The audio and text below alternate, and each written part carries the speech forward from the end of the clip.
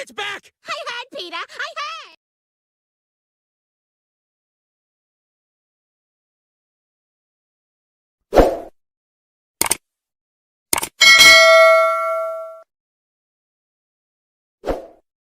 Showtime! Woo! Woo! Woo! Woo! Woo! Woo! Woo! Woo!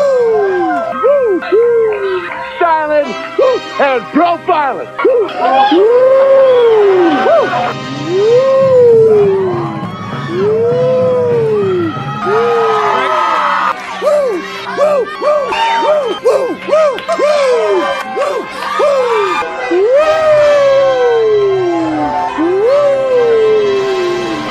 It's live and in color. Woo!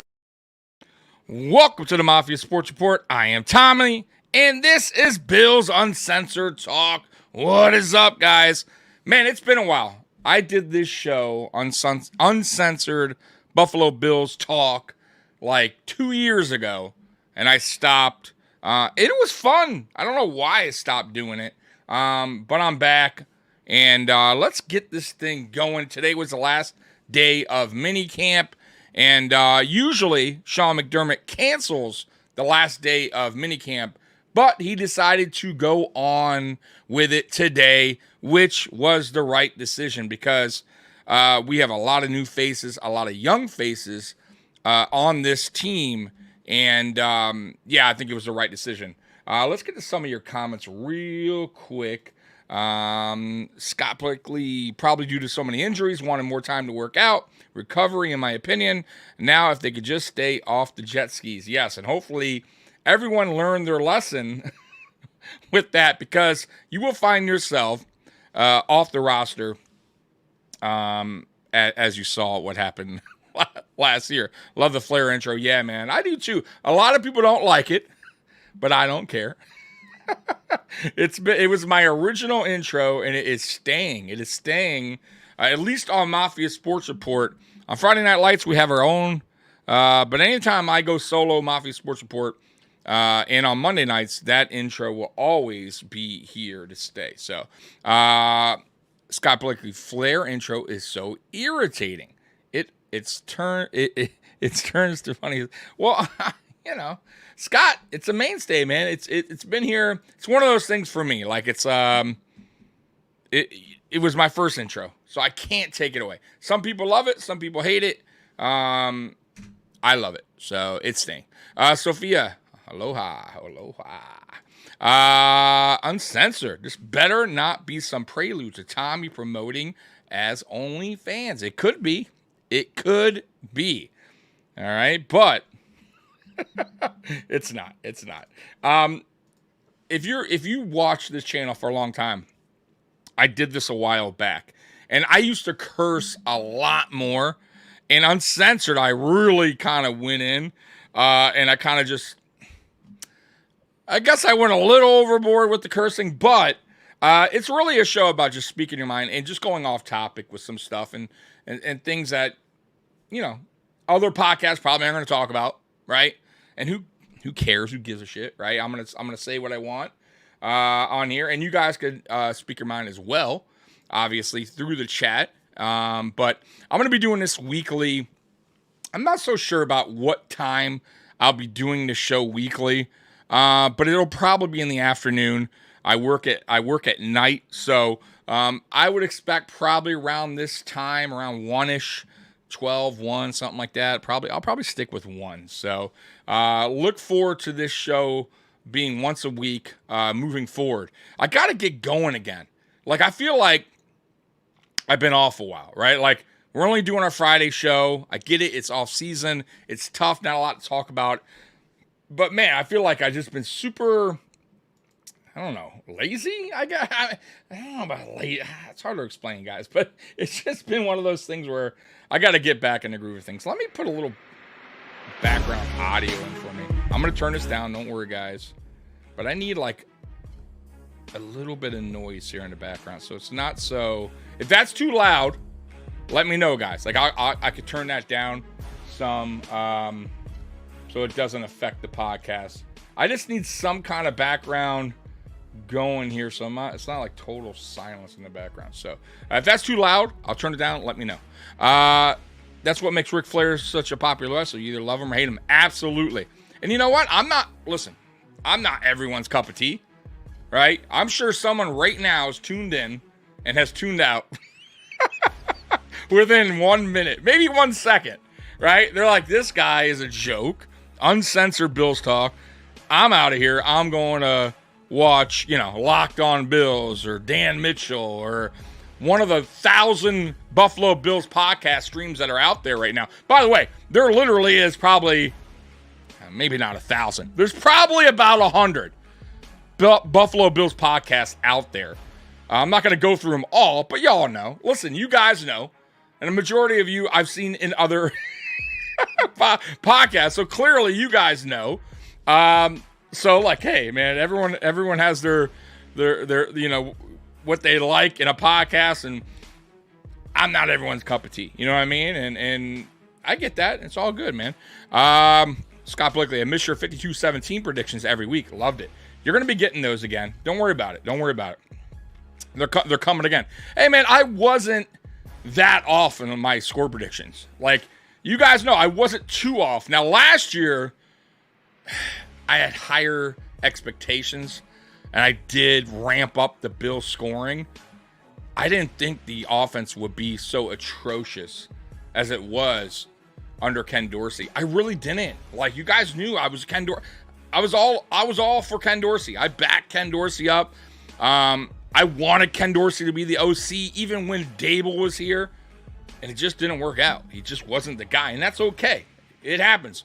I'm glad we cut ties. I wish it was earlier than later, because it probably cost us some games.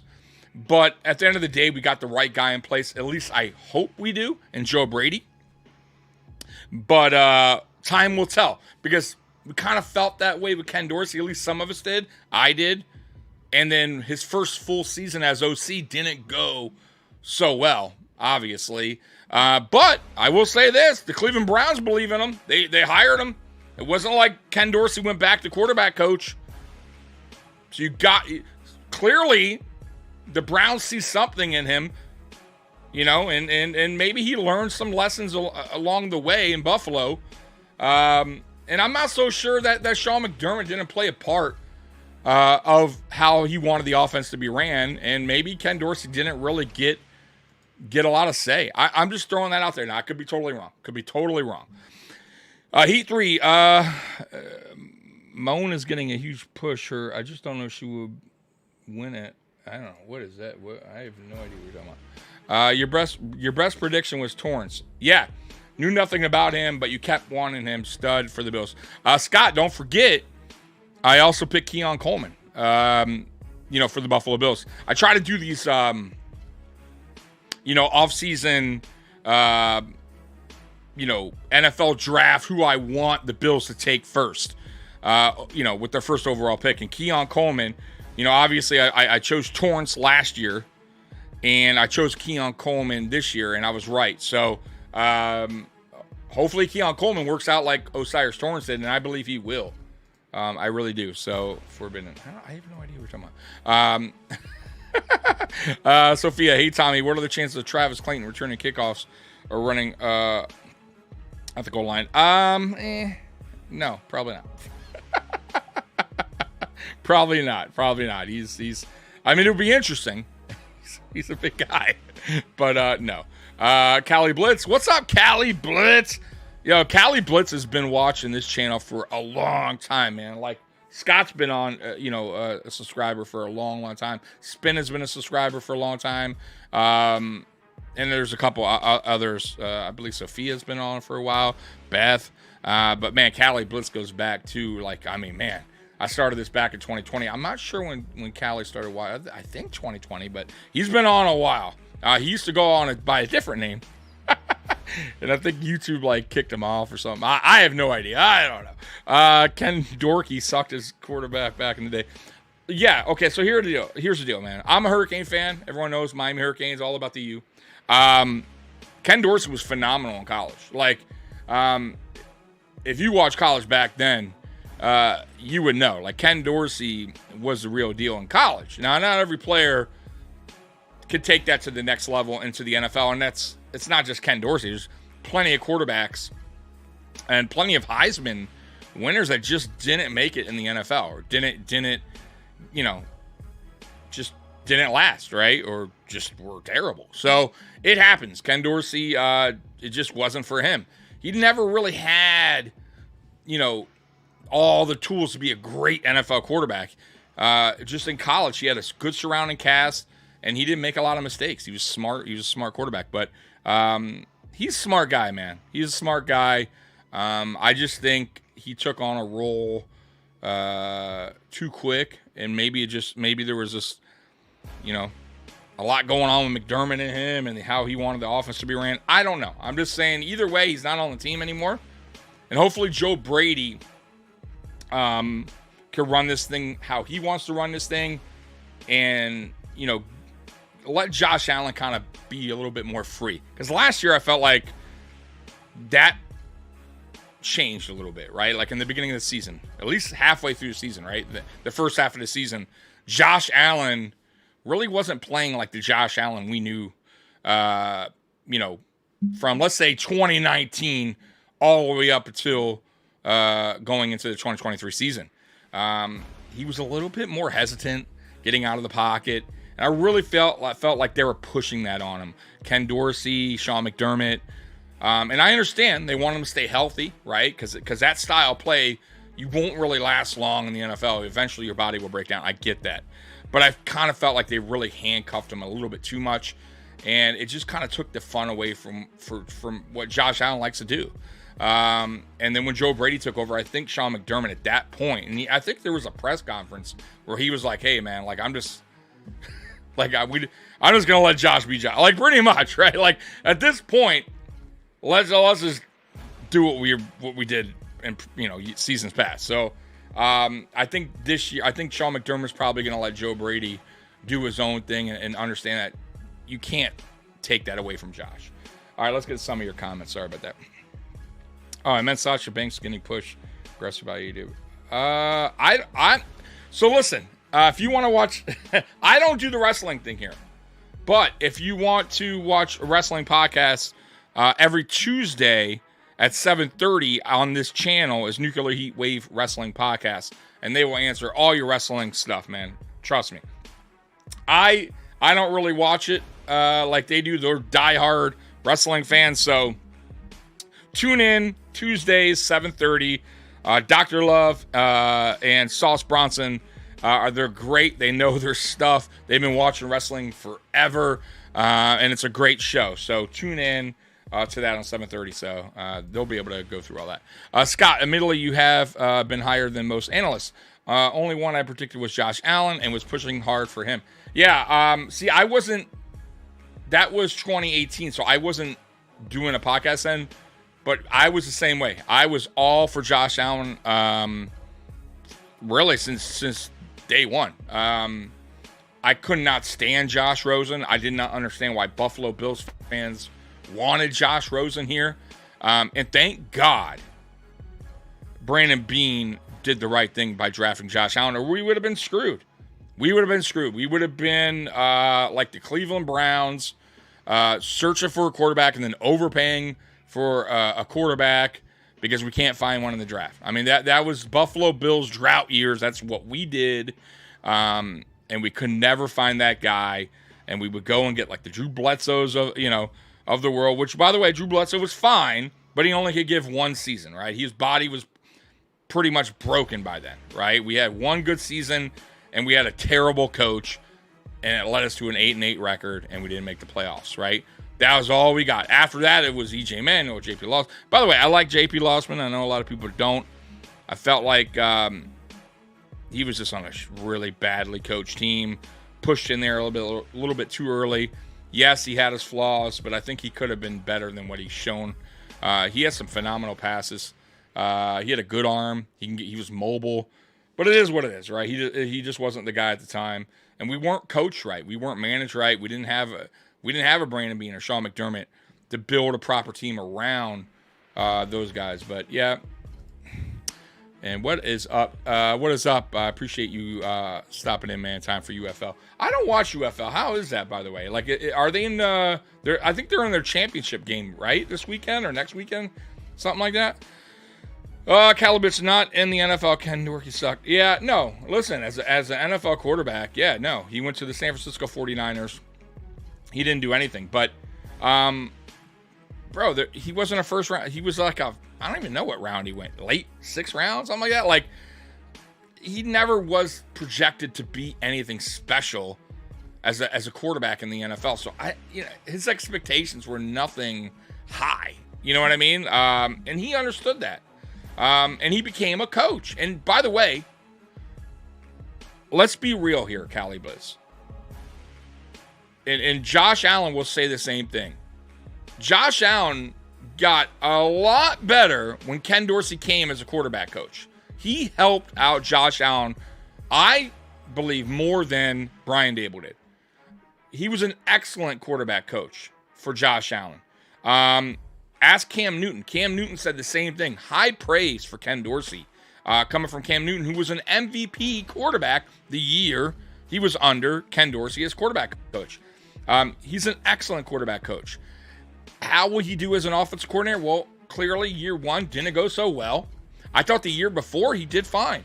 We are 3rd in the NFL in offense. It's not terrible. Like a lot of people are like really shitting on him. I don't think it's right, but I also think it was time to move on. And you know, maybe it just wasn't the right system for him. We'll see how he does in Cleveland. We'll see how he does he has a second opportunity. Don't forget, Brian Dable, who a lot of people kiss his ass, was fired multiple times as offensive coordinator in the NFL before he got to the Buffalo Bills. Or he only lasted 1 season. By the way, he went to Alabama, and the offense numbers went down. And him and Saban were constantly fighting. So it wasn't like Brian Dable was this unbelievable genius. So let's pump the brakes a little bit there.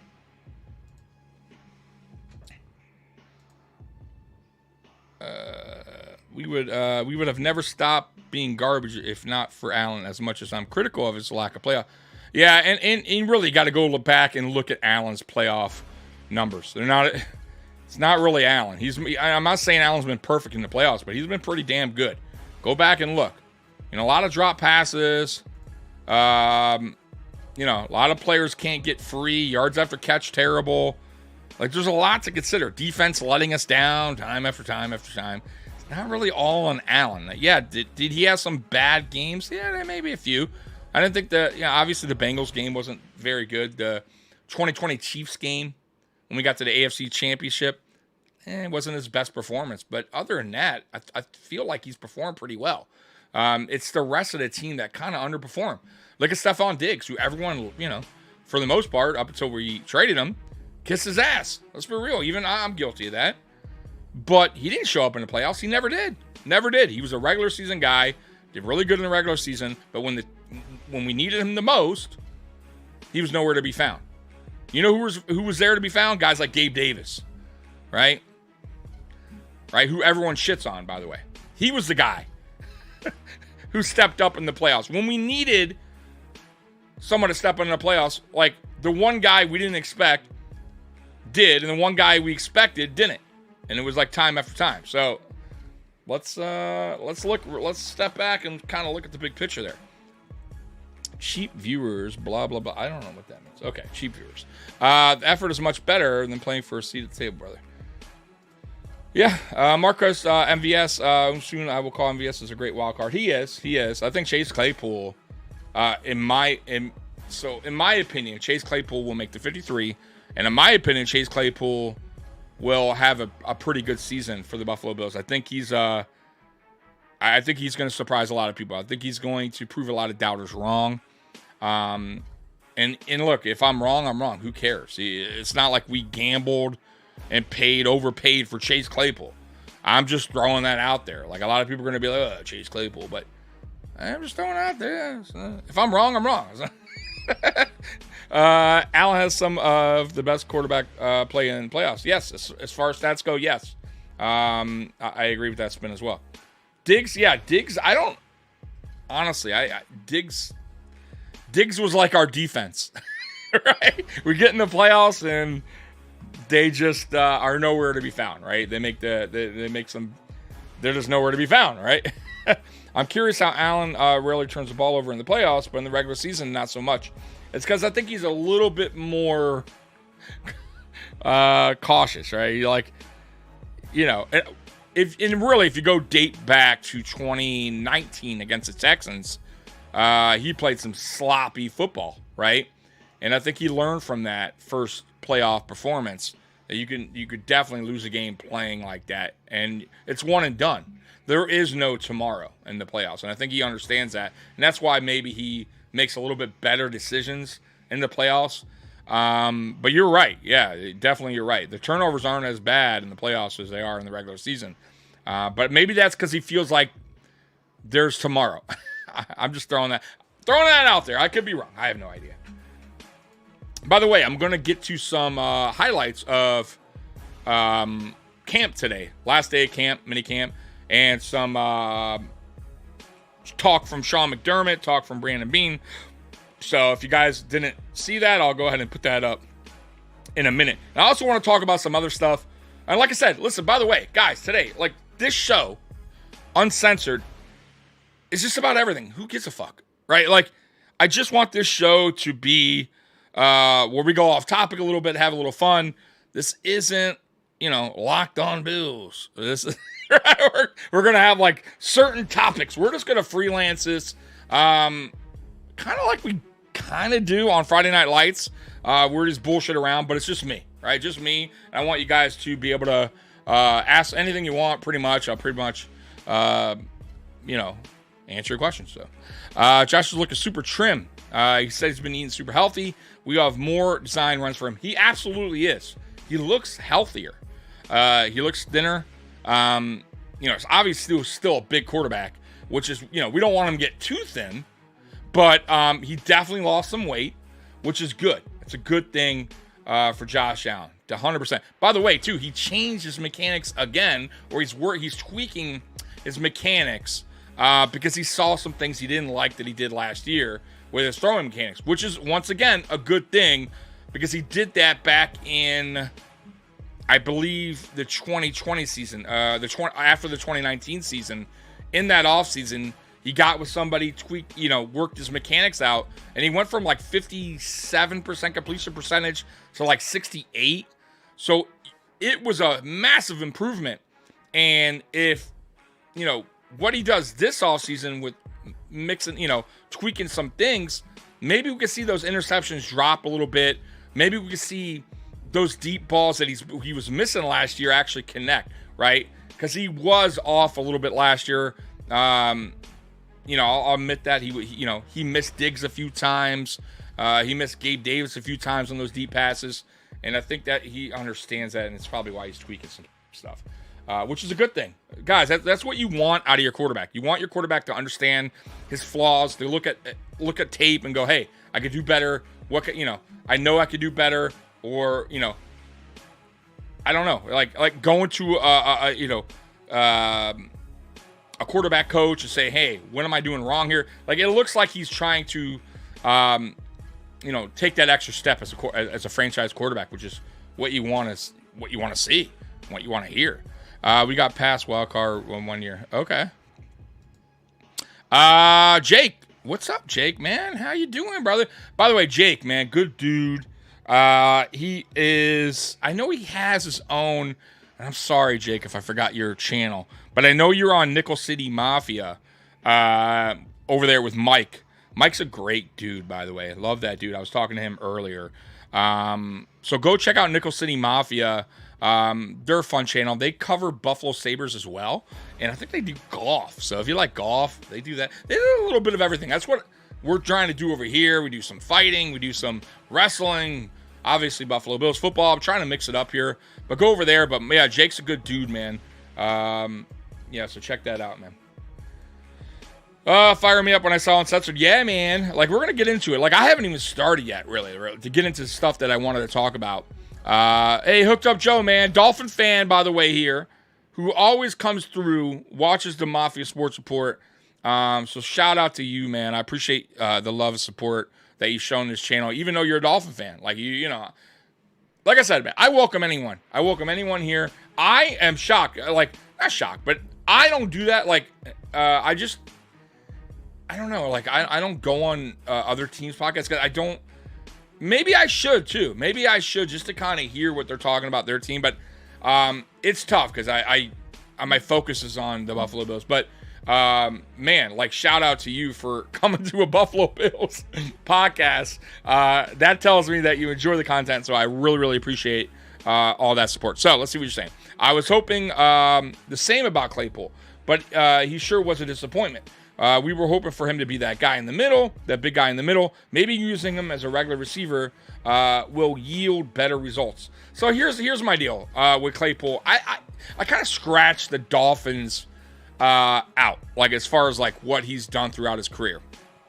He got there in a trade, didn't really know the playbook right away. Sometimes it takes players a little bit, especially on offense, to get in tune with the playbook. And you guys had a dynamic receiving core already. It was kind of like tough for him to kind of feel that, come in and be, a guy that's going to get a lot of receptions. So I kind of felt like I'm going to give him a pass on that. Like whatever he did over there, I don't think it's kind of fair to judge him on that. I'm going to judge him on what he did in Pittsburgh, which I felt like he did really good numbers his rookie year. I think he had like 850, 875, and then he followed it up with another 850, 875. Got traded to the Bears. By the way, the Bears they're just a dumpster fire. Let's be real, right? Bad coach. They didn't know what quarterback they wanted. Fields. This guy, no player would have worked out in Chicago. So, Chase Claypool, let's be real here. It was never really about his ability to be a good receiver, right? Like he has all the traits, right?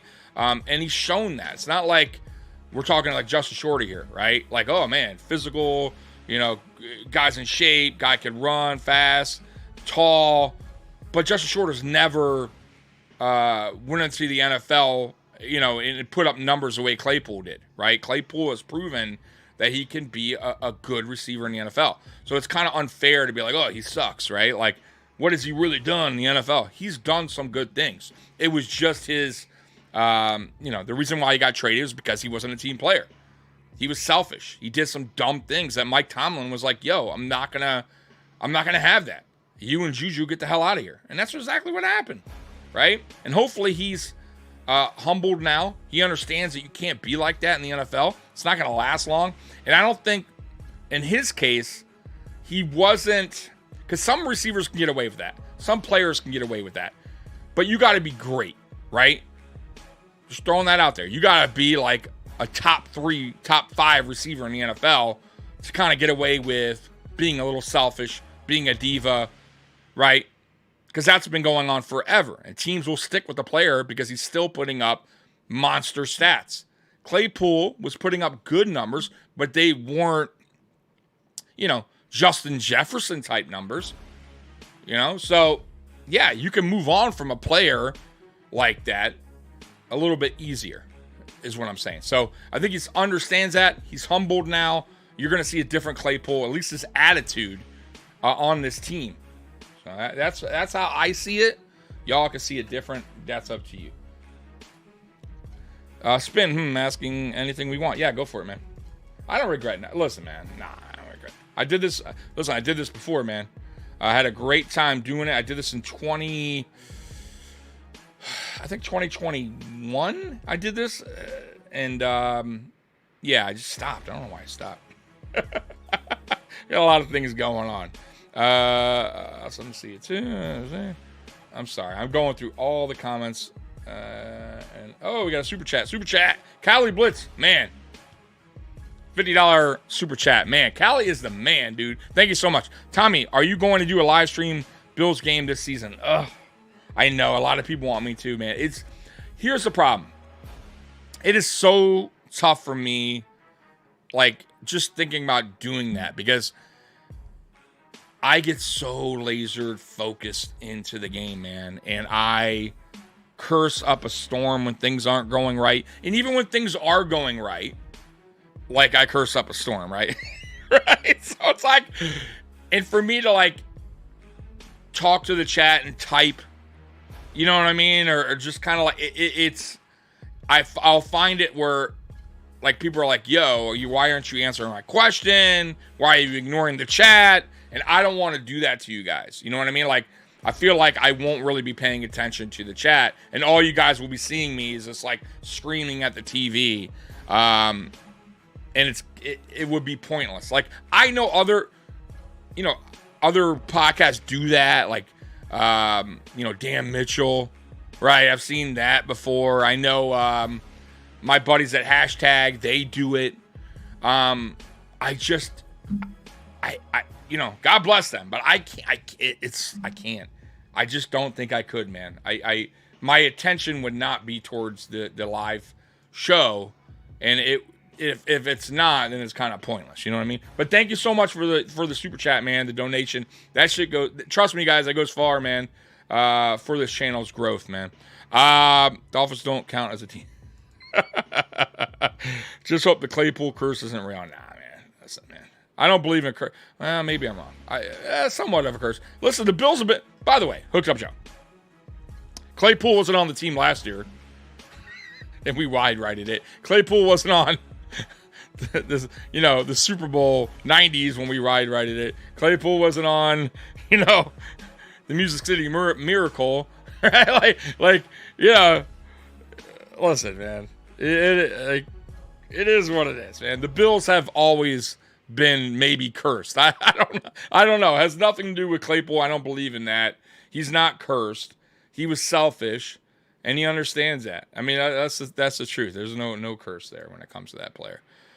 We know, like, anyone that's following his career understands what the problem is when it comes to Chase Claypool and why he got shipped off. Let's be real, guys. So let me uncensor Tommy Live's Bill stream. Yeah, damn right. It is. I still got to hold back a little of the F-bombs because I am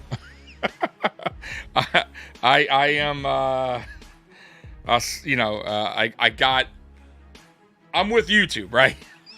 like Google Ads, I can make some money off some ads advertised. Not a lot, but I'm monetized, right? Like, and if you curse a little bit too much, YouTube and Google will basically, they'll still show your video, but they're not going to show advertising. So you gotta kind of watch it a little bit when it comes to the cursing on YouTube these days. It sucks, believe me. I wish I could just talk how I want to talk and throw the F-bombs around. But yeah, not if I want to remain monetized.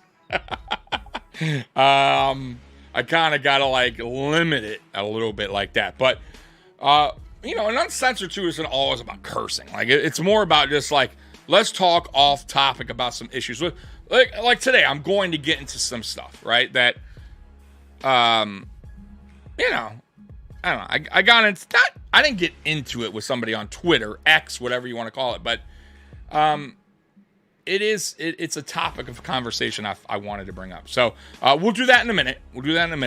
But let's get into this stuff, right? Let's get into some media talk real quick. At the last day of minicamp, let me turn this music down for you guys real quick so you guys can hear, because I don't want it to. There we go. Okay, so let's get into this Brandon Bean real quick, talking on this last day of minicamp. Yeah, I think change can be good. Sometimes people are resistant to change, and naturally so. Hopefully, you guys can hear it. We've been able to do. We've had success, so why are you changing it? But it's the nature of the business. You always want to stay a step ahead, and this is a new team. Every team's a new team, and this is truly a lot of new faces. As I said before, some players coming from other teams that have had success, or maybe things didn't work out as well, and we've got a fresh opportunity for them to reestablish themselves. So, as always, it's been a good spring. We got some guys nicked up. We got to get them healthy, but I'm ready to get a break. I'm ready for everyone to get a break. And but you know, McDermott, I mean, Bean is ready for he's ready for a little break himself, right? Like, dude, I would not want to be a GM on any sports team. Like, that has to be such a grind, mentally, physically, probably more mentally than anything, especially when things aren't going always right for your team. Yeah, it's probably like just like that. You need that. I'm sure he's like, yo, I just want to like forget football for like a month, which is probably not going to happen. Probably going to be like a week or two, knowing him. But yeah, they need a break too, guys, like mentally, right? Let's hear what Sean McDermott has to say here as well. We need to practice. And anything specific like this year versus previous years where you felt like you needed the third day?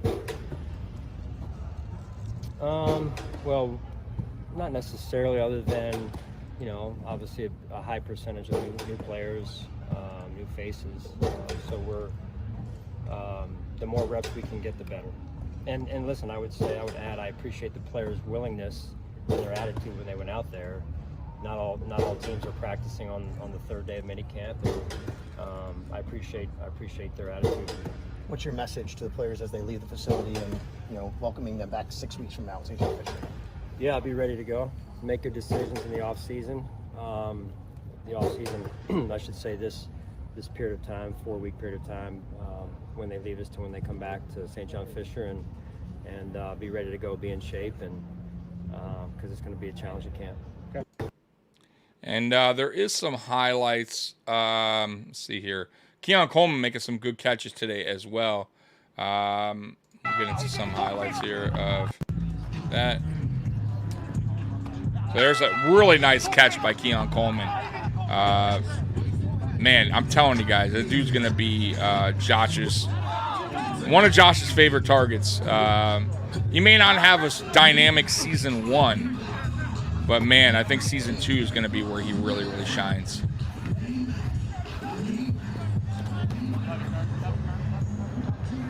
Curtis Samuel too, man. Look out for Curtis Samuel this year. I think Curtis Samuel is going to be a big part of this offense. One of those guys that are just underrated, man. He's never had a good quarterback, and he's put up pretty good stats. He's a Swiss Army knife. Pretty much could do anything. That's the kind of guy you want on your offense. Look at James Cook. There you go, making some catches. Let's try to not drop those this year.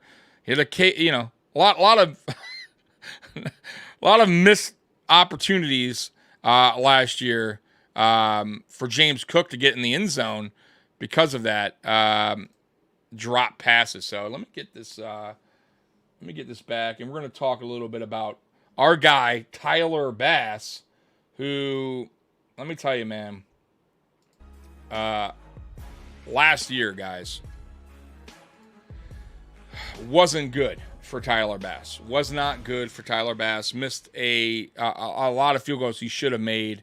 2 for 5 in the playoffs. Like, unacceptable.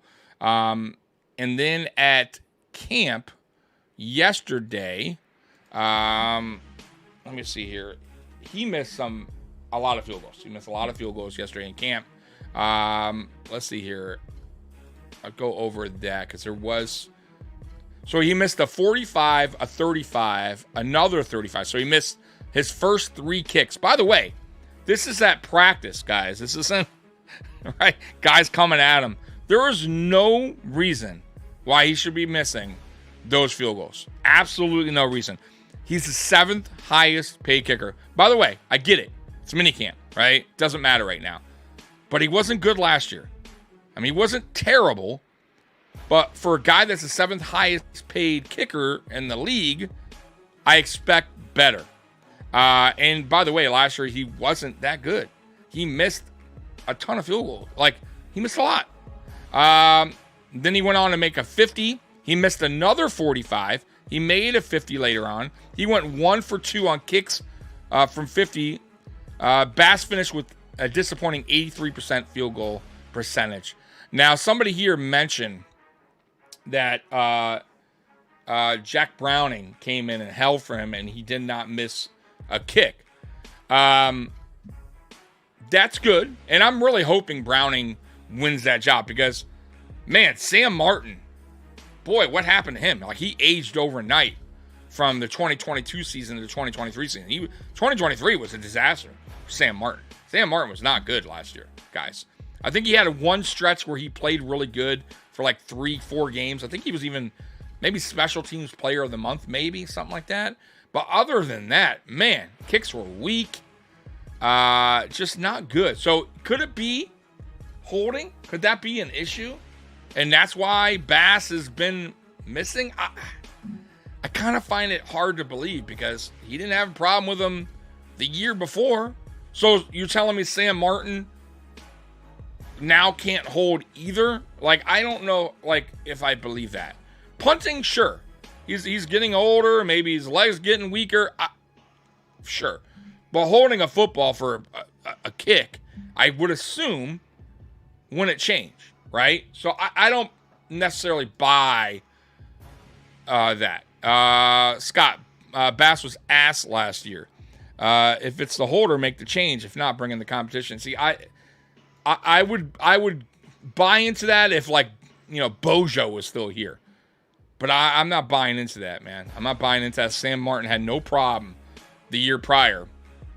You know what I mean? When they gave him the extensions, and all of a sudden now it's a problem. Like, I don't believe that. I don't believe that at all. I just think Tyler Bass may not be what we thought he was going to be. I don't think he's a bad kicker, and hopefully I'm wrong. Hopefully in 2024 he has a good season and he doesn't miss those field goals he should be making. But maybe we overhyped him a little bit because I don't know. That's what we do. Bills fans are we do that sometimes. We overhype certain players, right? I'm guilty of that. Like, I thought, I did a video last year on Justin Shorter, why he might be the sneakiest draft pick the Bills got, and this guy could be something. I was looking like I might be wrong on that, because from what I heard about Justin Shorter so far in camp is he's not looking too good. He's not looking too good. He's dropping passes. That's not what you want to hear at all. If you're a fan of Justin Shorter, it's not looking good. And I could already tell you the wide receiver room is full. It is full. And I think Claypool makes the team, and it leaves Justin Shorter on the practice squad. And if you're worried about anyone picking him up, it ain't gonna happen. Not if you hear this. Not if you hear he's dropping passes in camp. Yeah, I don't see it happening. It's too bad, because I felt like he had everything, to be an NFL receiver, at least a decent one. And I don't know if that's gonna happen. I'm thinking Cook gonna cook this year. He's going for MVP in the Super Bowl. Yeah, it's Callie. I'm not huge on Cook, man. Like, I like Cook. I do. I think he's a good running back. I don't think he's a great running back. I think we had a good offensive line last year that blocked well, that gave him some good holes. I think he has good speed. He has good hands, though. Last year he dropped some easy passes that would have been sure touchdowns from Josh Allen, and you can't have that. He also fumbled the ball last year like 2 or 3 times. Can't have that. Can't put the ball on the ground. He got away with one, I believe, in the playoffs even, and we wound up getting the ball back. But he had a good year last year, no doubt. Was it great? No. But I think he's one of those running backs, when his rookie deal's done, we move on. It's just what it's going to be, the Devin Singletary thing all over again. And by the way, I honestly think Devin Singletary is a better running back. I do. I mean, I know they're different type running backs, but I just feel like Devin Singletary was a little bit more, his vision was better, I feel. He could run between the tackles better. The only thing he didn't have is James Cook's speed, right? Like, if we could have put James Cook's speed, and maybe even his hands, right? Like, because Devin Singletary is not as good as a pass catcher as James Cook, but if we could have put those combined, right? Or give Devin Singletary straights over to Cook, then we'd have ourselves a dynamic running back. But that's not the case. And I also think Ray Davis is going to wind up getting more carries than a lot of people think. I think Ray Davis is going to have a good season for the Buffalo Bills, and that's a positive thing. There's nothing wrong with that. So we'll see how he does. Running back Andre Samite was 19-21 and had a 61-yard kick. He was making $50,000 a week ago. Bass is making almost, but they're not going to cut Bass. They're not going to cut Bass. I think he would have to have a bad season for them to move on from Tyler Bass. Like, he's going to have to, if he has a repeat of last year, then they're going to really have to consider, moving on from Tyler Bass. You got to have a reliable kicker in the NFL, because there's going to be games where it's going to come down to the end, and we're going to need Tyler Bass to make those field goals. And us as fans, we should be like, yeah, he's going to make it. This is a 45-yard field goal, so no problem. And I don't know if I'm not confident anymore in Tyler Bass to make those field goals. Like, he's going to have to prove to me this year that, he's capable, no problem, under, stressful situation on the road, of making those field goals. I think he missed 2 against the Giants. He missed the Philadelphia one. That was an important field goal. In the playoffs, 2 for 5. I mean, unacceptable. Unacceptable. And man, you leave points off the board. Momentum swings like that happen. You can't have that, man. So hopefully Tyler Bass gets his act together, because we need him. Got to have a good kicker. And by the way, too, kicking out of bounds sometimes, like on kickoffs, can't have that, man. You cannot have that. You're just giving their offense awesome field position. Can't do that. Got to be better. Cali Bits, Cook needs to bulk up like a mini tank, but I don't think he will. He's his body, lower body is thin, man. I think that's just the way he's built. He's not like a stocky type running back. He also isn't very shifty. Like, he relies on his speed, but he's not like a stop on the dime type of running back. That's not what he does well. And he also does not run between the tackles well, unless he has a really good offensive line that can give him a massive hole that he can run through. And last year he had some of that, because our offensive line actually stepped up last year, unlike the years before, and gave him some opportunity to finally, get enough room to run between the tackles. But yeah, like short yardage, goal line, James Cook's not the guy. Like, he's not the guy to get the job done. He's just not big enough. And that's why they went ahead and drafted Ray Davis, who can move, get those yard or two that we need for a first down or a goal line situation, move the pile, right? James Cook will never be that guy. It's just the way it is. Sophia, the ceiling of our wide receiver room is extremely high. I'm so stoked that Josh is our quarterback to light those guys on fire. Yeah, and I think he will. And by the way, too, Dawson Knox had an interview yesterday and was talking about Joe Brady's offense and Josh Allen.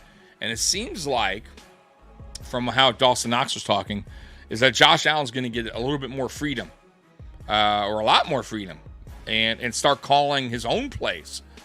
Which is something that I've been wanting for a few seasons now. I've been saying, hey, man, Josh is ready. Like, you got to start trusting more in your quarterback.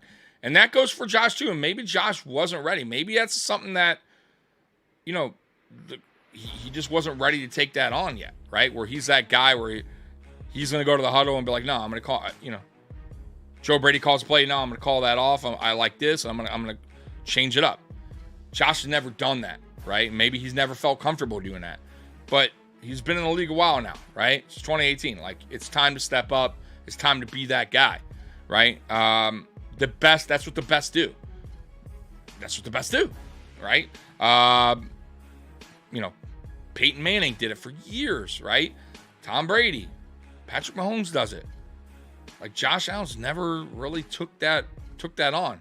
And I'm excited to hear that Joe Brady is allowing Josh Allen, and Josh Allen is taking that responsibility on, because you got to have that. You got to have that in your franchise quarterback. So, yeah, man. So, yeah, finally starting to call plays. That's big. That is big, guys, because there's times where it's like, you know, the offensive coordinator is not always right. He's not going to always call the right play, right?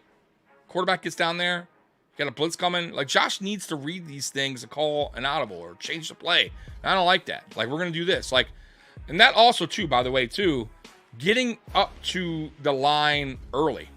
Not getting up to the line when there's 5 seconds left on the play, play clock. Like, you need to, like, get to the line early, read the defense, make changes if you see something, that you don't like. And I felt like he's never done that. So if that's the change this year, that's going to be a positive. 100%. Let Josh cook. Yeah, man. Let Josh be Josh. 1,000%. Do not hold him back. Roy, NWO4 hostman. Tommy is team. NWO, man. For life. I'm NWO, man. Right there. There's the belt. The NWO belt. That's the big gold, by the way. That's a legit big gold NWO belt. Love the NWO. Love WCW. Too bad they went out of business or got sold to WWE. But that's that's something else. But NWO, man. For life, man. Oh, yeah, big time. Let Josh cook, yeah. So I want to get into another thing real quick. So, as you guys know, I am a huge Eric Moulds fan, right? Like, that's my favorite Buffalo Bills player of all time. I've been screaming to the rooftop that this dude should be on the Buffalo Bills Wall of Fame. And it's past due. And I don't think he's going to get on I don't think he's going to get on until the new stadium is built. I believe the Buffalo Bills will do the right thing when the new stadium is built, and he will finally be on the wall. Though that's not till 2026. Maybe I'm wrong, and maybe they go ahead and do that before this new stadium is built. But it's something that bothers me, because you're talking about a guy that was on the team for 10 seasons, a guy that put up massive yards, stats, and an NFL record, matter of fact, in the playoffs for 240 receiving yards. A guy that went through, I believe it was 5 different head coaches, or 3 or 5 head coaches, 7 different starting quarterbacks. Who knows how many offensive coordinators he went through, how many GMs? I think it was 2. Things weren't great when he was in the, playing for the Buffalo Bills. He could have left at any time. He could have went somewhere where he flourished, right? Where he had a good quarterback. His stats would have been better. Who knows if he would have won a Super Bowl somewhere else. He's stuck with Buffalo for 10 years. A terrible team, going nowhere, no direction, no good, no GM in place, no head coach in place, always swapping head coaches out. No good quarterback. He had Drew Bledsoe 1 year, and look what he did, right? Other than that, terrible, right? He got drafted when Jim Kelly was out of his prime. It was his last year of Jim Kelly, played for the Buffalo Bills, and he retired. So obviously he didn't get Jim Kelly of prime Jim Kelly. Then we went to Todd Collins next. Come on, Todd Collins, right? Rob Johnson, Doug Flutie. And I like Doug Flutie, but come on, right? Drew Bledsoe gave him 1 good season. The next Drew Bledsoe was garbage. Let's be real. J.P. Lossman was pretty, and there's another one too. I'm forgetting the other quarterback. But point being, he stuck through the tough times in Buffalo, and I don't think he's being rewarded for what he did here and the stats that he put up. He's the second best receiver in Buffalo Bills history. I don't care. Listen, that's my opinion. You guys can think what you want. If Stephon Diggs is the second best, I don't believe that. And I'm not saying that because Stephon Diggs got traded and all the crap that Stephon Diggs did the last 2 seasons in the offseason, right? Has nothing to do with that. Like, I look at what you did for this team, how long you played for the team, who was your quarterback, Because, come on, man. Stephon Diggs had Josh fucking Allen. Who the fuck did Eric Moulds have? And he put up those stats. Right? Andre Reed had Jim fucking Kelly in his prime. Once again, Eric Moulds had none of that. Stephon Diggs had Sean McDermott as a head coach. Say what you want about Sean McDermott. I'm not the biggest McDermott guy. But Sean McDermott's still a good coach. You Brandon Beane, who's one of our best GMs ever. I think he went through 2 or 3 GMs. So, guys, you got to kind of factor all that in and look at the stats. Look what he did. He was an unbelievable talent. Unbelievable talent. And I fight every year, and I scream that he should be on the Wall of Fame. And once again, man, the Bills just kind of like just ignore it. I don't understand it. I don't get it. But that's not really where I'm going with this, right? Like, there's more to the story. So, Ruben Brown. I agree with that as well. Yeah, there is some players. Ruben Brown's up there as well, but I think Eric Moulds needs to be on before Ruben Brown. And I like Ruben Brown. There's nothing wrong with Ruben Brown. He deserves that as well. For sure. For sure, Roy. Like, Ruben Brown was a fucking animal. Like, that dude was awesome. But Eric Moulds, for as long as he stayed here, a guy that, like I said, man, he was 5 yards short of 10,000 for his career. You don't think he would have had more than 10,000 yards if he played for a better quarterback, in his career somewhere else, a better coach team, right? Just a better franchise at the time. Bro, his stats would have been amazing. But come on, man. Look what he had around him. Garbage, man. But I think somebody tweeted out about Eric Moulds, and I replied. And then I got a message. Of course, it's always on Twitter, right? Where this stuff happens, right? Then I got a message, and I'll read it, but I won't tell you the person, right? Because I don't want to, like, whatever. Anyways, she replies to me. It was never going to happen because his off-field behavior. Great wide receiver, terrible human. Abusive predator that just had his 18th kid, of which he only is involved with 4 of them. Sick man who did hundreds of women here terribly wrong and is still going strong at 50. And then I replied, like, what did I say? Something about, like, listen. What did I reply? Because I did reply back to that. I wish I can read this. Let me see here. Okay, so I said, well, let me see here. I did reply. Okay. All right, I said, well, I don't keep track of his personal stuff. We're talking NFL career with the Buffalo Bills. I said, just like O.J. Simpson, who's still in the Hall of Fame, and should remain in the Hall of Fame, right? He killed 2 people. They're celebrating and honoring his NFL career, not his personal life, not what he does at home, what he did in the NFL, what he did as a player, as a football player. So with that being said, I said, Moulds should be on the Bills Wall of Fame. But that's my opinion. She wrote back, I mean, OJ was inducted to Hall of Fame and put on the wall before the murders. What in the hell does that have to do with anything? If they want to, they can take him right out. Has nothing to do with if he was on there before that happened. Like, it's up to the NFL. The NFL could just be like, oh, we're just going to blacklist this guy. Get him. They could do that. Trust me. They could do that. I don't believe in celebrating shitty humans. Athletes shouldn't get a pass like they often do. And then I replied, because, listen, I'm not going to back down. I said, listen.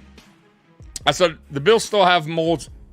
Where did I say? I said, what did I reply back? I said, I also have no room to pass judgment on anyone I don't personally know. That's not my place to dig into someone's personal life. I was a fan of his play on the field and what he did while he was part of the Buffalo Bills. They're being celebrated for what they did as an athlete, nothing else. There's plenty of examples of musicians, actors, artists that are celebrated for things they accomplish. But like I said, not everyone will agree with that, and that's okay. I said also the Bills still have molds in their videos. They have them run out with team, on game days sometimes when they have former players run out with the new, with the team. So they don't distance themselves from him. So not so sure, that he's this awful person that you make him out to be. But we'll leave it at that. You have your opinion. And I'll respect that.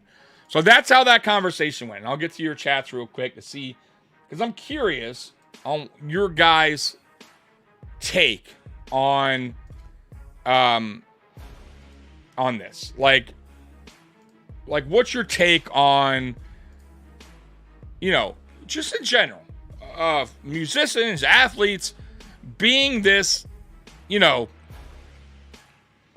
how do you put it? Like Charles Barkley once said. What did Charles Barkley say? Like, I'm not like, don't look up to me. I'm not like, somebody you should be. I can't think of the word right now because I'm stumbling. Man,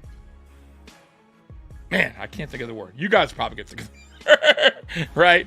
But you shouldn't be looking up to, like, listen, what they do on the field is what they do on the field, right?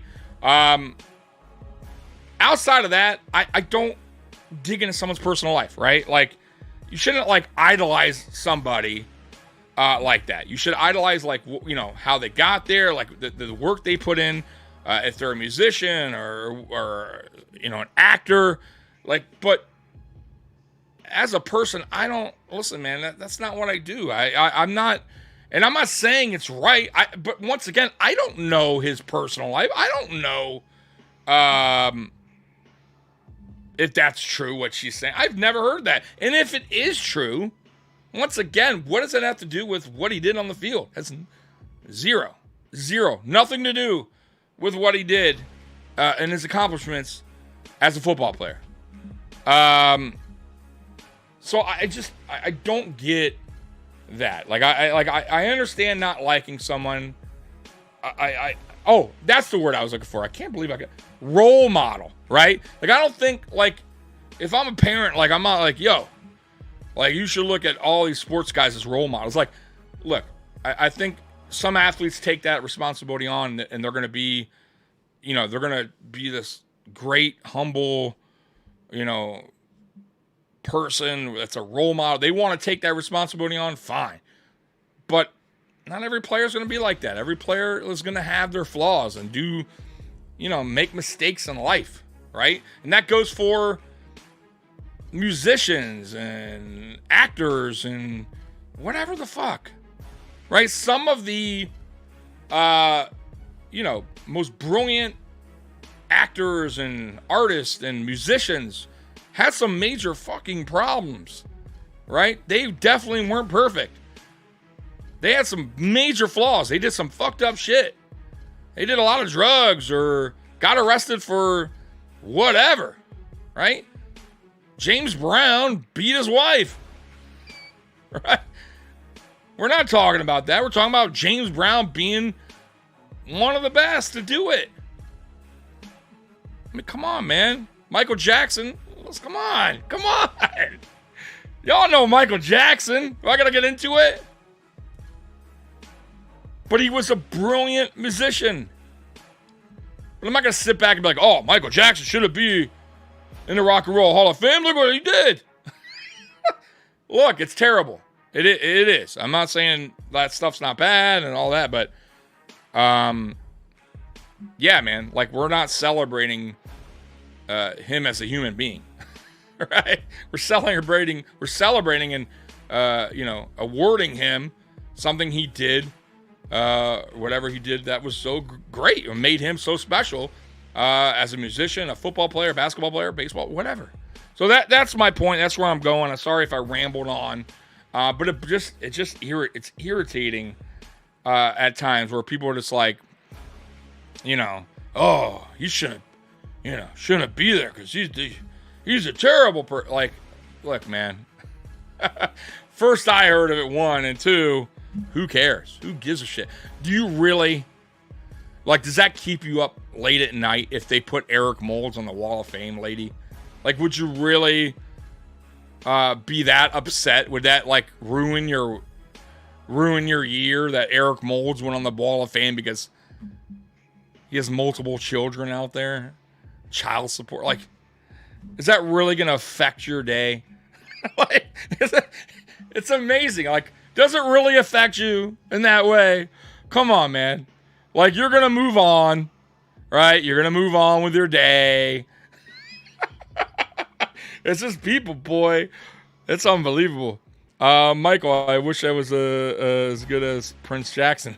What do you think about that, Roy? That's a great. I mean, I know it's off topic, but are you like more? I'm guessing you were more of a Prince fan than Michael Jackson. I love Prince. I do. I think Prince was unbelievable. But if we're talking about, like, you know, songs wise, like just list of songs that were just unbelievable, like number ones and just throughout, like including other countries, and yeah, like Michael Jackson, like yeah, he I think he's a little bit above Prince as far as like what he did, like, you know what I mean? But and that's dating back since he was a kid, right? So I could be wrong. You know, everyone has their opinion. I think there are two different, unique type of musicians, artists, for sure. Michael Jackson, I think, was he was just different, man. Clearly he was different.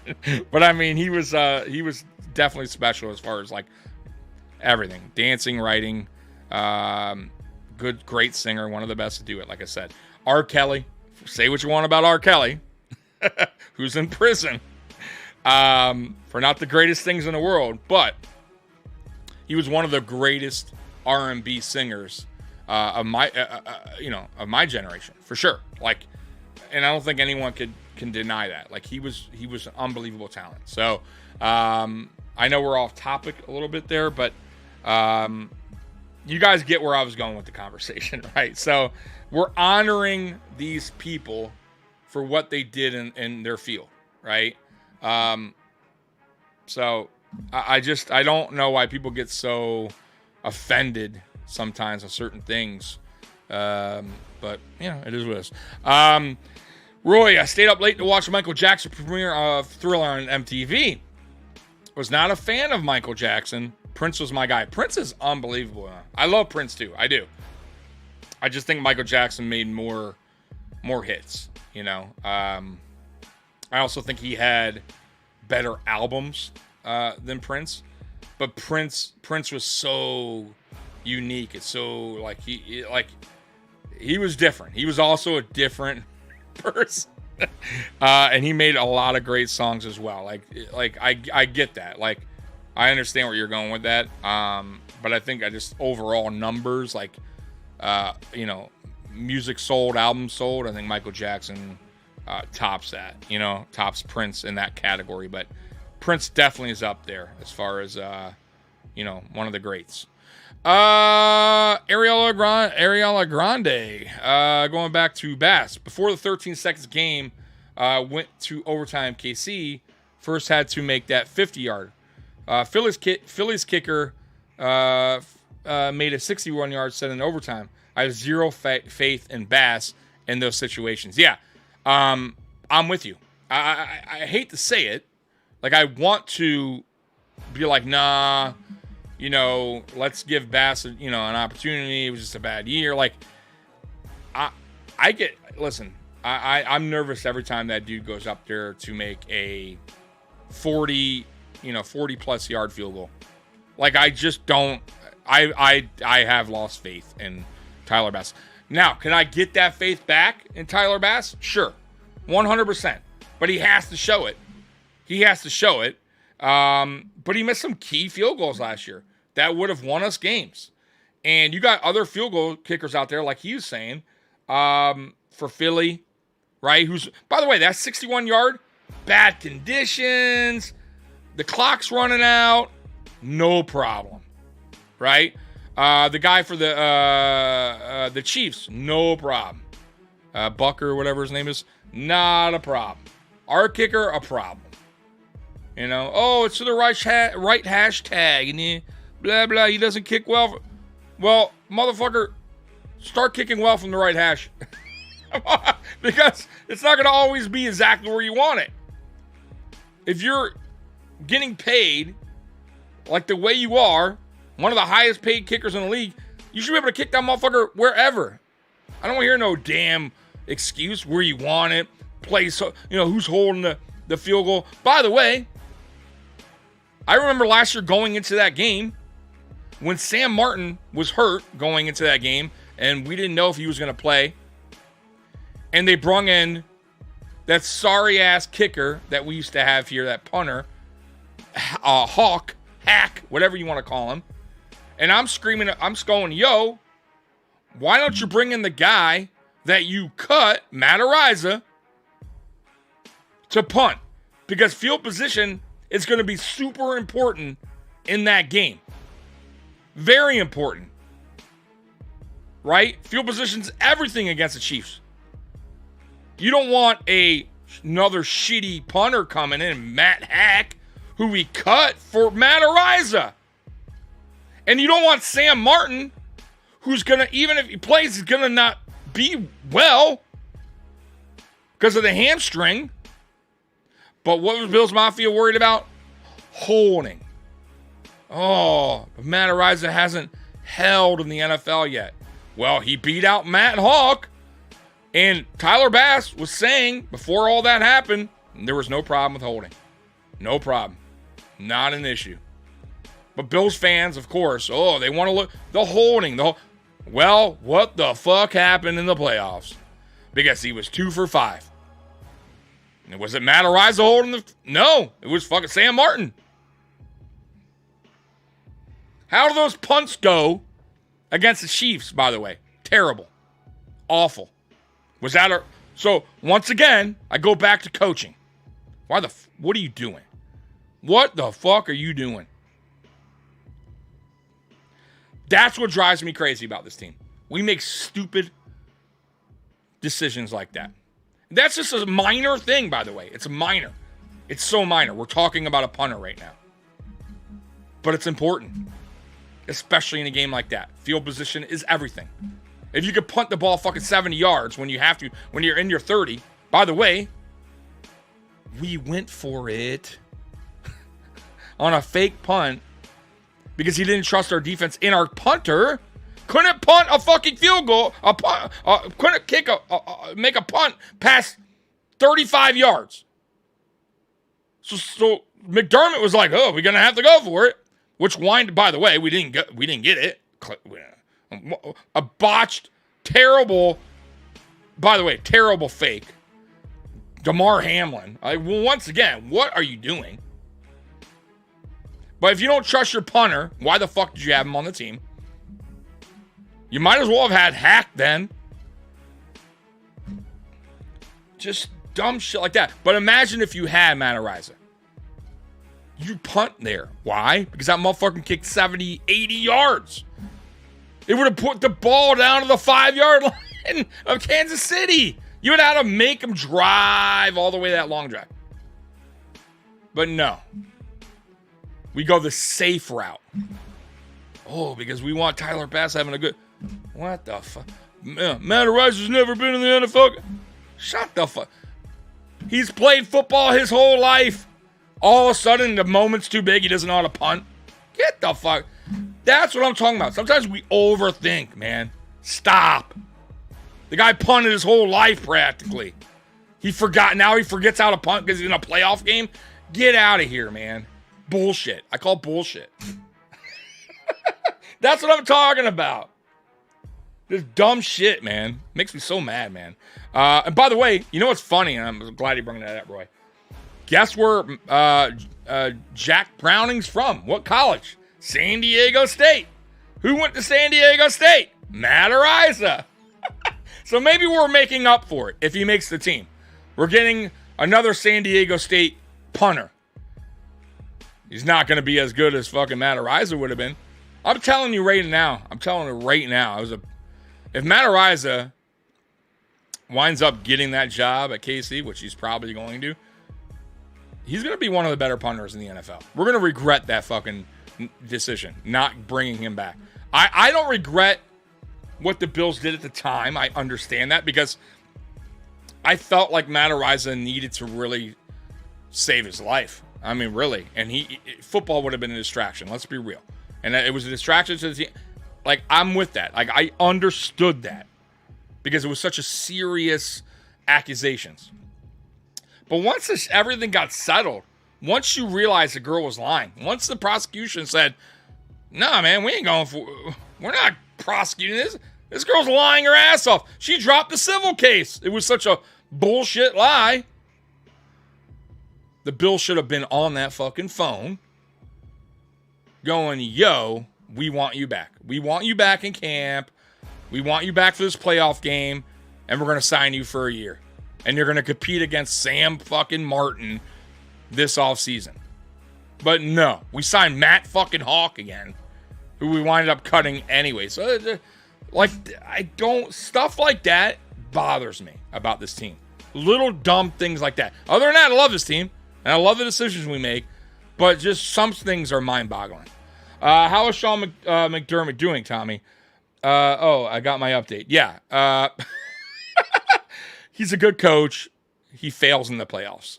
That's my thoughts about Sean McDermott. He is a good regular season coach. He's a coach where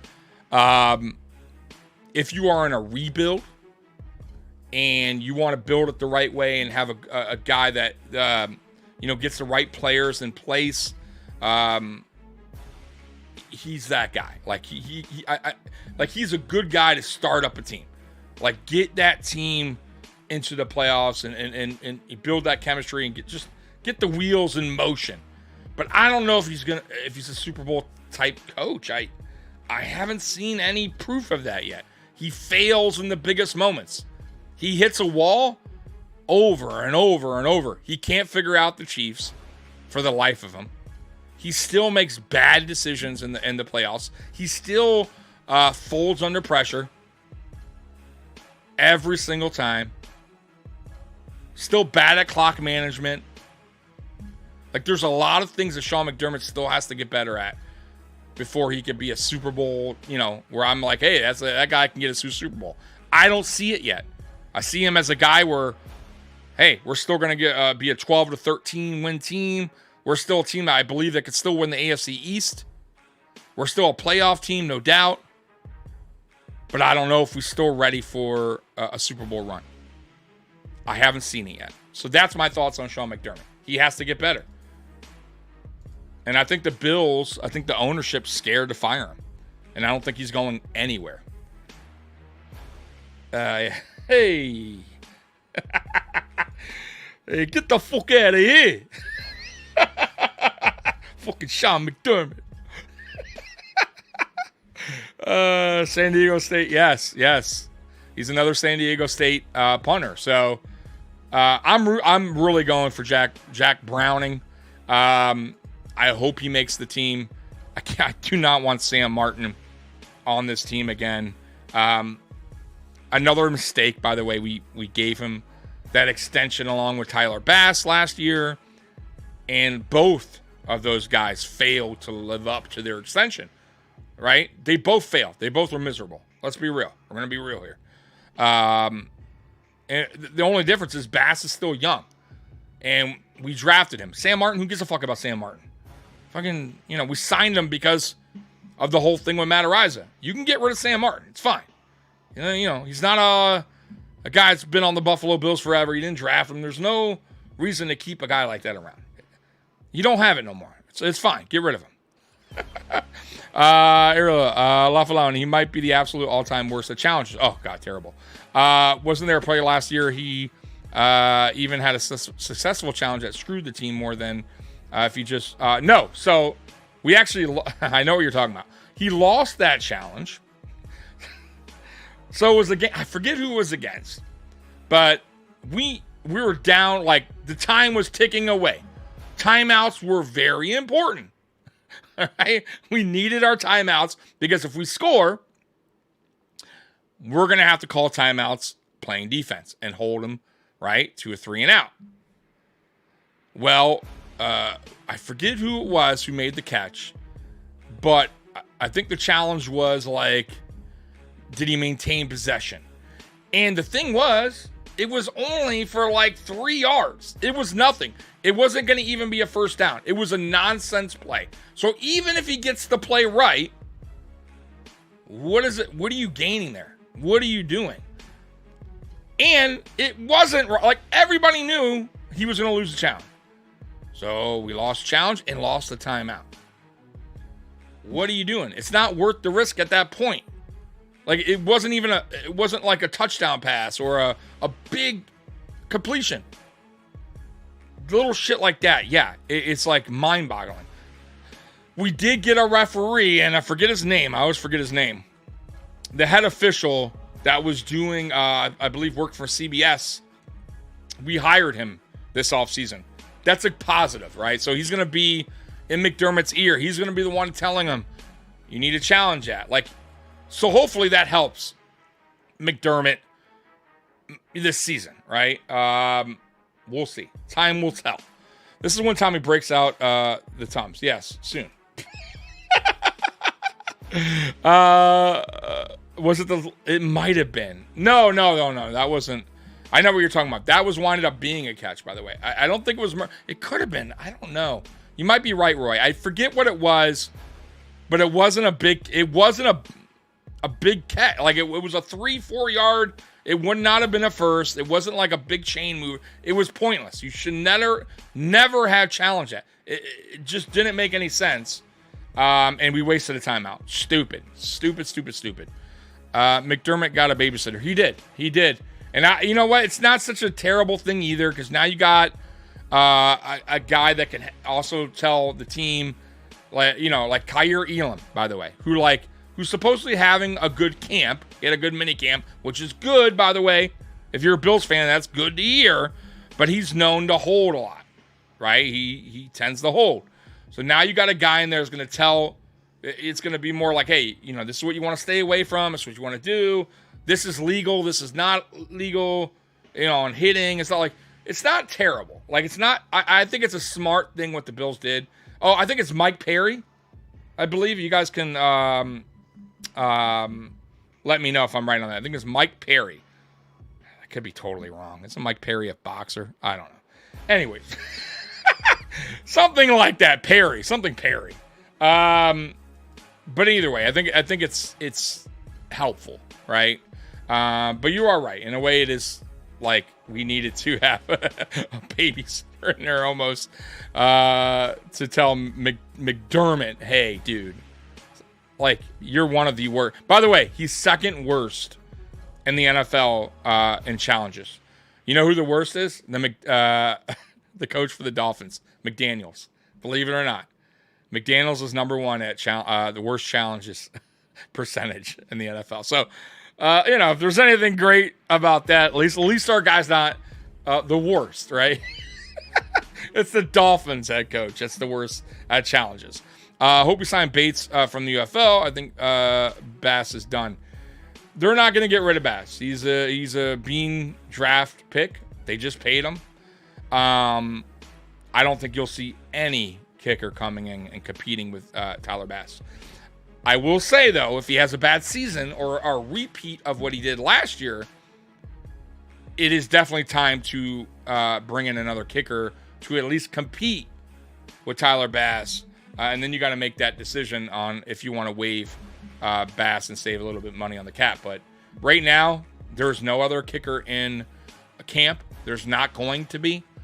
There is another punter, Jack Browning, who's competing with Sam Martin, who we should all be rooting for because we don't want old Sam Martin on this team again. You don't want him. And I don't even know why the Bills would want him either, because we know how Buffalo weather is. We know how the winds are in that stadium. You don't want a kicker who can barely kick 45 yards, 45 yards in normal conditions. Get him in Buffalo in playoff time. He's going to be kicking 30, 35 again. Exactly what he did against the Chiefs. I don't want to hear about his hamstring. He was doing that prior. He was doing that before his hamstring. He's just not. He lost it. Okay, and that happens. It's okay. It's okay to admit it. He's not the guy. He's not a good punter anymore. Tomlin is damn good. Any coach with names starting with MC shouldn't be allowed to challenge. Right? You are right. I didn't even think about that.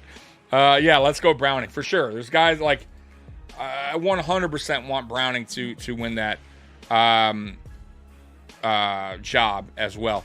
Trying to think if I have anything else to talk about today on this. And by the way, I appreciate you guys joining me and welcoming back Uncensored Bills Talk.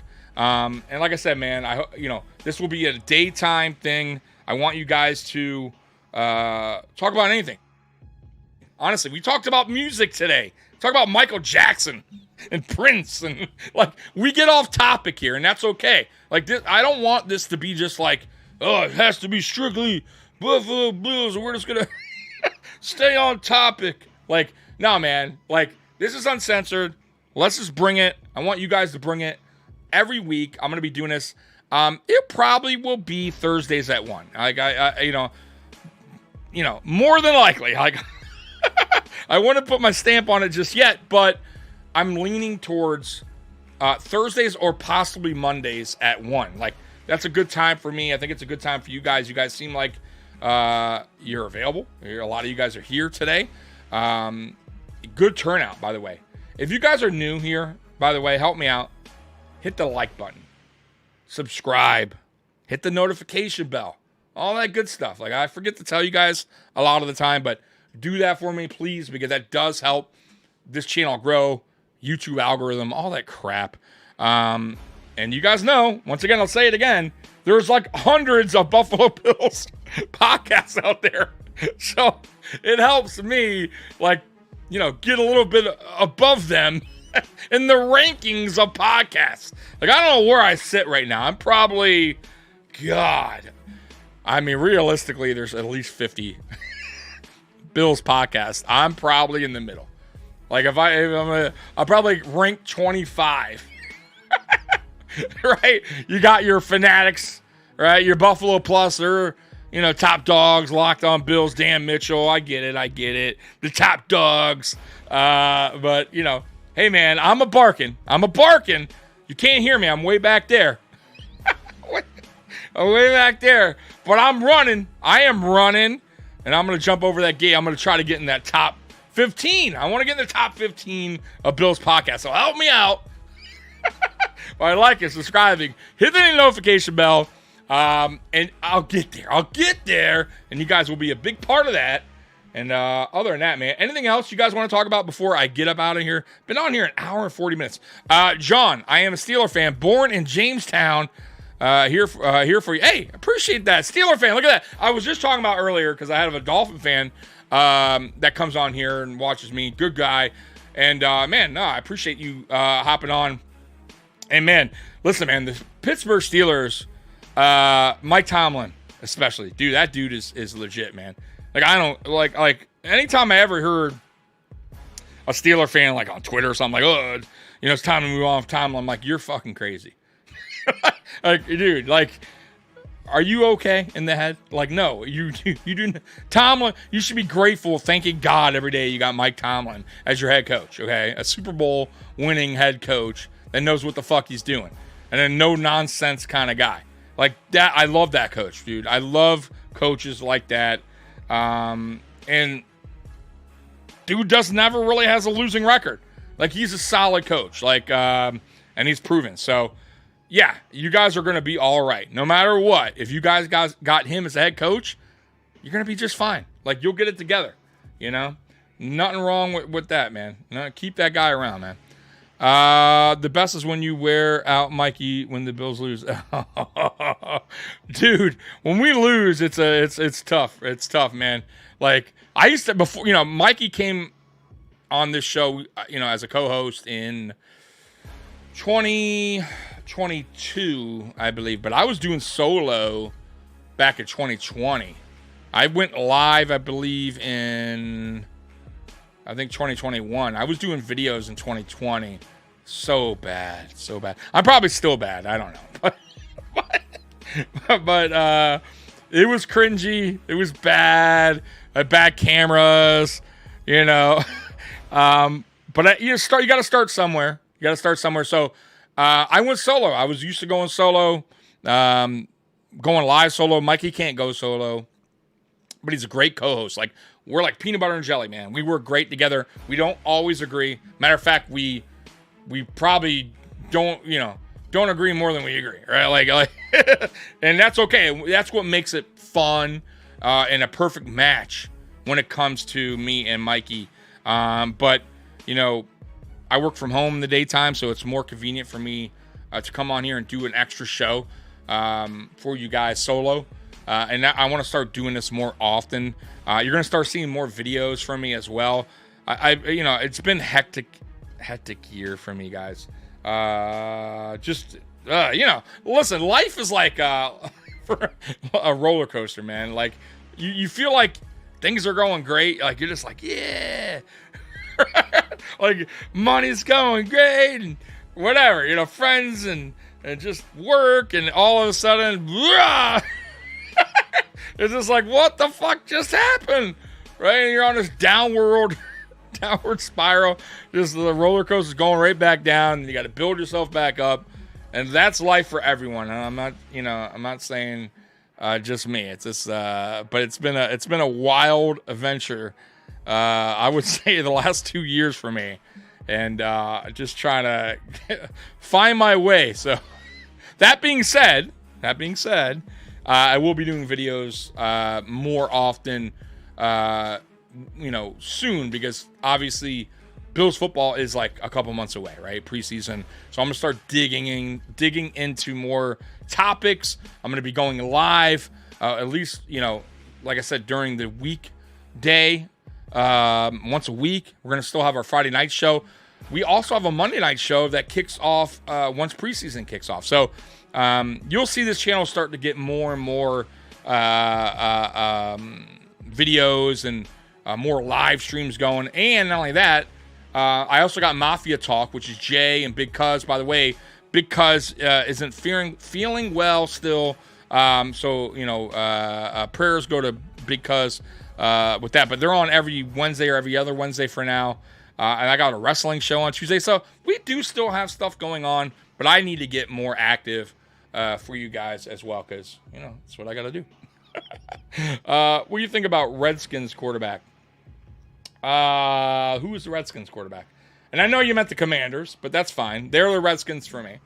And by the way, the Redskins, like Native Americans or whatever over there, they wanted the name to change back to the Redskins. That's something I won't dig into, because I really don't know so much about that history of stuff. I don't want to offend anybody. God forbid, I wind up on, a clip of this on Twitter, like, this racist guy. So, Redskins, how dare ye? So I don't know the backstory, right? I just know what I know and what I've heard in the news, that supposedly they were doing that they wanted it back, the name to be changed. By the way, it's not going to change. It's not going to change. They're going to keep it the Commanders. They got the worst mascot in the NFL. Right. I don't know who their quarterback is, though. Tell me who their quarterback is, and I'll tell you my opinion. Opinion on my last question. I'm sorry, Roy. Let me go to your last question. Any coach with the name? I said that. Yeah, I'm with you on that, Roy. Unless I missed something else. Yeah, XREF Perry. What did I miss, Roy? Tell me what I missed, because I don't know. Oh, okay. Here we go. I'm sorry, bro.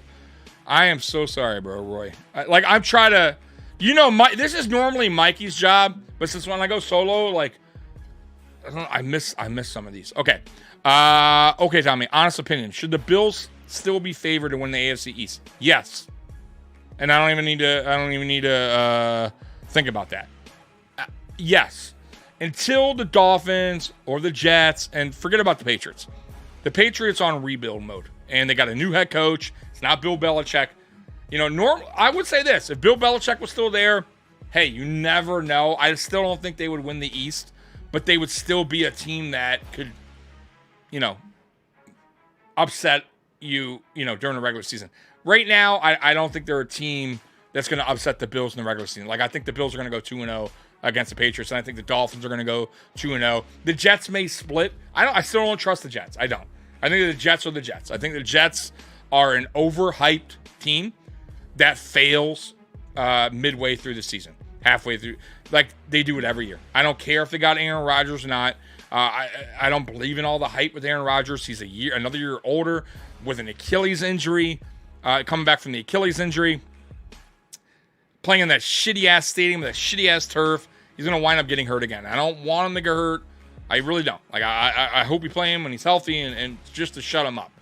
But the Jets will be the Jets, and I don't trust the Jets. And I don't. And I think their coach is a good defensive coordinator. I don't think he's a good head coach. That's my opinion. I think he makes a lot of mistakes.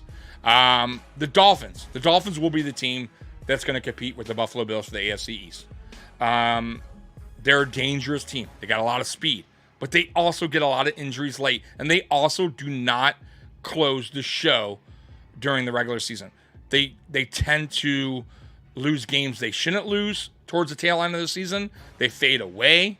And the Buffalo Bills, for some reason, every season, tend to play their best football the last 5-6 games of the season.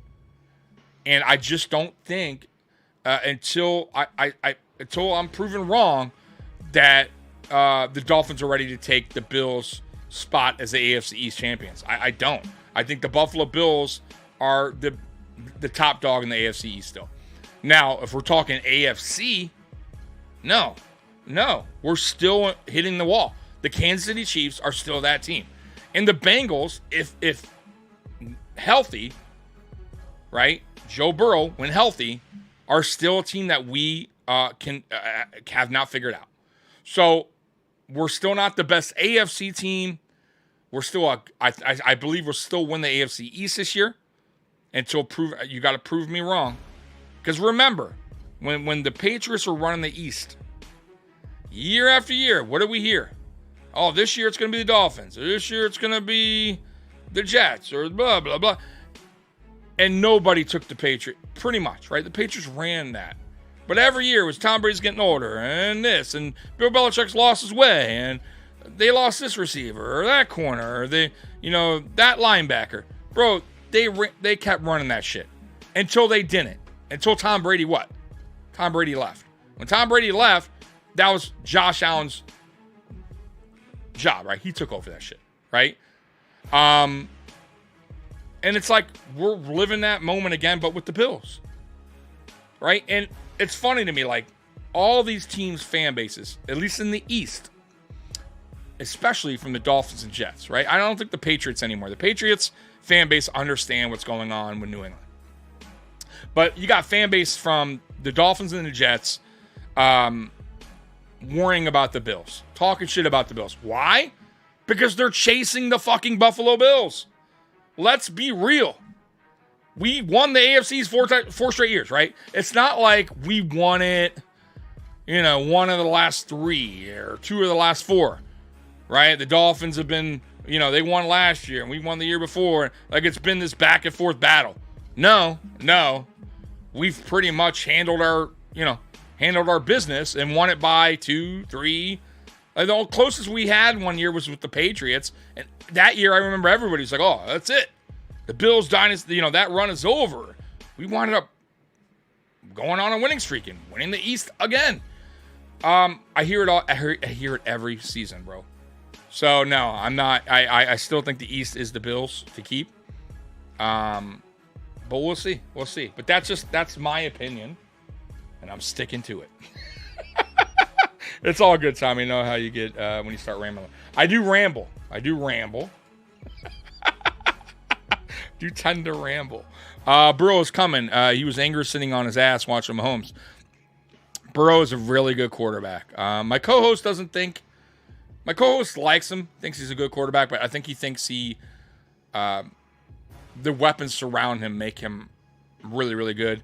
I kind of disagree. I just think I think Burrow is a really, really excellent quarterback. I just think injuries have plagued him. And it's unfortunate. And the Bengals didn't help with their shitty O-line. And I also feel like their defense steps up in big moments. It's not just about Burrow in that offense. Look what they did against the Chiefs when they went to the Super Bowl, right? Their defense did what we couldn't do in the 13 seconds. They stepped the fuck up. Same scenario. What was the difference? Their defense didn't play scared. McDermott played scared. He had his defense backpedaling, playing soft zone. That's what we do year after year in the playoffs. McDermott, like, shells up in like a little turtle shell and like, right? And that's what we do. You can't play like that. And you know, that's I've been saying that for a while now. McDermott coaches not to lose instead of coaches to win, right? You can't be that way as a head coach. You just can't do it. And I'm not saying you got to do like what the coach of the Lions did last year, which was be too aggressive, right? And I understand that Dan Campbell, that was his style all season long, but you also got to understand, you know, how the game flow's going, right? How much time's on the clock, and I think Dan Campbell fucked that up because I understand not going for it the first time on the field goal, but the second time you need to go for that field goal there because worst case scenario, 49ers come down and score, you still have time to go down and at least tie the game. But by going for it and you missed it, now San Francisco went down and scored. Now you're down 2 possessions with very little time on the clock. Like, that was a dumb decision. Like, stuff like that you got to be smarter at. But I do like his aggressive style. Just, you got to know when to be aggressive and not to be aggressive. And Sean McDermott, like I said, I think when he gets to the playoffs, he just pulls that aggressive away, and it's just very like cautious football. And you can't be that way. You can't be that way as a head coach. You got to trust your players. You have to. You can't hold them back for what they've been doing all season long and be like, oh, whoa, now we're going to do this because we can't afford to make mistakes. He got thick now. He doesn't look like the Home Alone kid anymore. Yeah, we'll see, man. We'll see what happens. Anyways, guys, I've been on here hour 45 minutes, man. Appreciate you guys hopping on. And I guess I will call this episode 1 of Uncensored, even though I've done them in the past, but it's been a couple years. So we'll call it episode 1. Appreciate you guys coming on.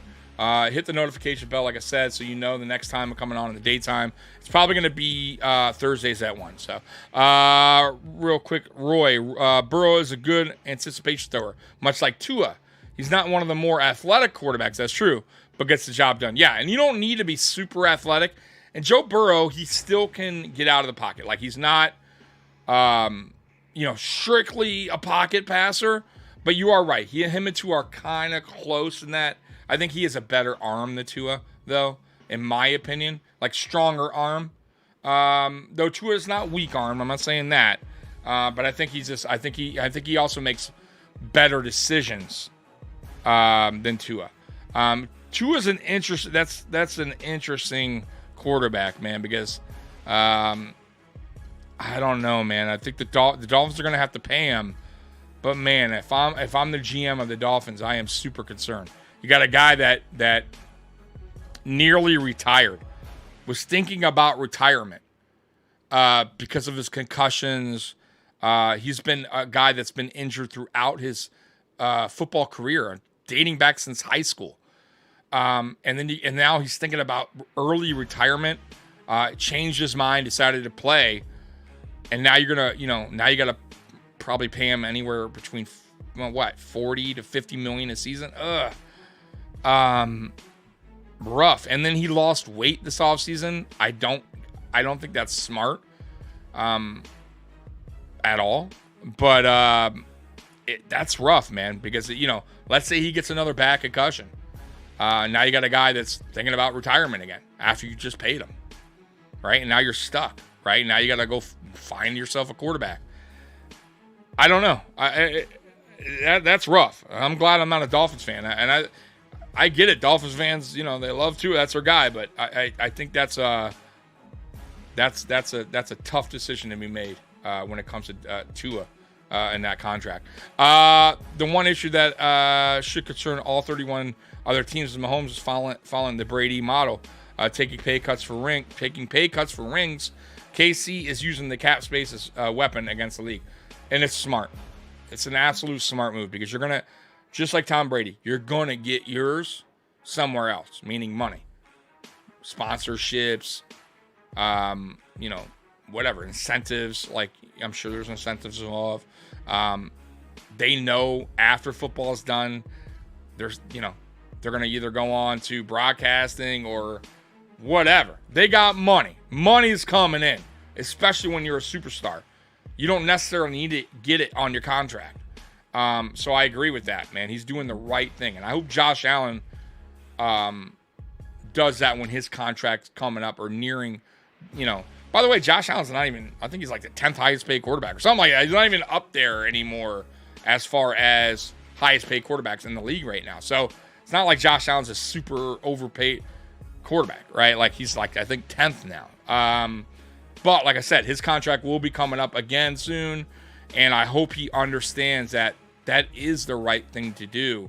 If you're trying to build a Super Bowl team, that could do like a dynasty kind of thing. Because you're right, the Chiefs are heading in that direction. And they're coached very well. So, yeah, I mean, I'm with you on that. I understand that. Carl, do you think that McDermott will have the best season as a head coach with his experience and Bobby Babich running the defense to allow him to focus on the team and having John Perry, who I talked about earlier, by the way, to advise on challenges? So, yeah, it's a great question. So, I do think he will have his best season to date. And a lot of that is what you just put. I thought last year him taking over defensive coordinator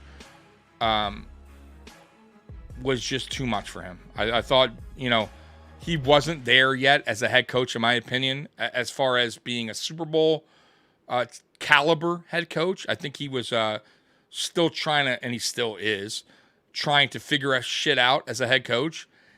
And when he took on that role as defensive coordinator, I don't think he could juggle both and still try to find his way as a head coach.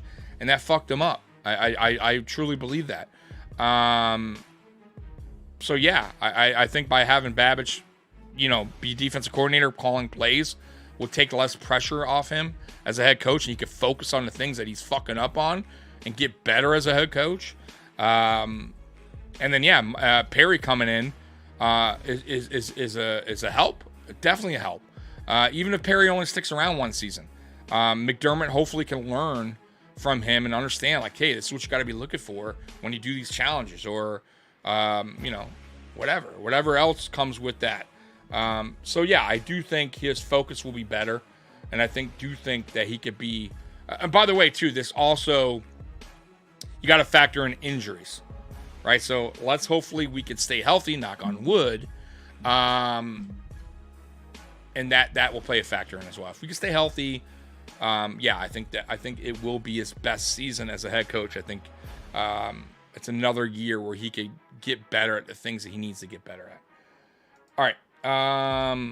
Finns fans love Tua, hate Tua. Yeah, that's a weird relationship they got with Tua there. John, Bingo Tommy, he could take the league minimum for 8. Yeah, I mean, he could. Look, I don't know what's going to happen when that time. You got to remember, the cap always goes higher, right? So once you think a quarterback's like, oh man, that dude just got broke off, right? Paid, a couple years down the road, the cap goes skyrocket again, and that quarterback that just got paid is now the 6th highest quarterback paid. So like, it's one of those things. But I think Josh Allen, at least we'll have to understand that, if he wants to be a part of something special, not just for 1 year, you gotta give up a little bit for the team to make a complete team. And you're right, like Brady did it forever. Like Brady did it for the longest time. That's how you build dynasties. You got it. Your leaders have to understand there's going to be money coming in at other places. So, yeah, I'm with you there.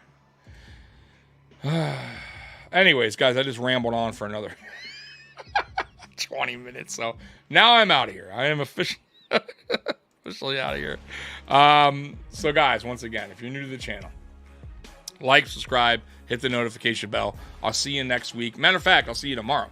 Well, it's not next week. I'll see you tomorrow at 9 p.m. Friday Night Lights. Seems to be everyone's favorite show. So at 9 p.m. tomorrow Eastern time, me and Mikey live. We'll be shooting the shit again with you guys, right? Talking Buffalo Bills football, talking NFL football, and all the other good stuff, and probably touch on some stuff I talked about today. You don't want to miss that. So join us tomorrow. If you do miss it, you can catch a replay. So appreciate you guys once again for coming on. Anyone that was new to the channel, I hope you guys enjoyed my content. And yeah, I'm out of here, man. So once again, Bills Mafia, I love you. And I am out of here. Peace. And I will play the outro. All right, let me find it.